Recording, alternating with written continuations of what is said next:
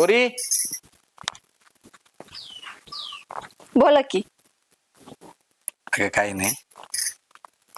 रवीने लई टोकाचा निर्णय घेतला होता आज. काय बरं झालं? झालं योगायोगाने मी तिथून चाललो होतो रस्त्याने म्हणून भागलं, नाही तर आज अवघड झालं असतं. रवी लिंबाच्या झाडाला फाशी घेत होता. अरे माझ्या कर्म, का तुम्ही असं करत होता? मी तुम्हाला बोलले ना, मंगळसूत्र विकायला तुम्हाला देत होते ना मी. तुम्ही का असं केलं? तुम्हाला काही कळतंय का? असं काही झालं तर मी कुणाकडे बघायचं? मी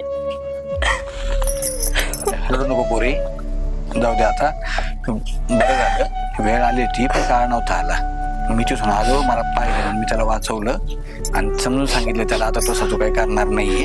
आणि त्या सावकारला पण जाऊन भेटलो मी, त्याला पण बोललो की त्रास देऊ नको म्हणून, तुझा रुपये फेडू आम्ही, पण त्रास देऊ नको म्हणून. आणि तू पण समजून घे आता काही गोष्टी, बरं का रवी? हा अहो तुम्हाला काही कळतंय का? त्यांनी सांगितलंय ते जरा ऐका.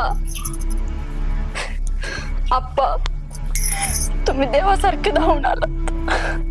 अरे अरे अगं पुरी उठ काही नाही हे बघ. तुम्ही नसता तर ह्यांनी काय केलं असतात?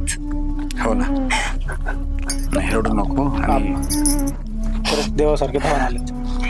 वडिलांनंतर ना आपणच आपल्याला एवढा आजपर्यंत मदत करत आले, सपोर्ट करत आले प्रत्येक गोष्टी. आणि तू पैशाची अजिबात काळजी करू नको, मी त्याला पैसे मिटवतो.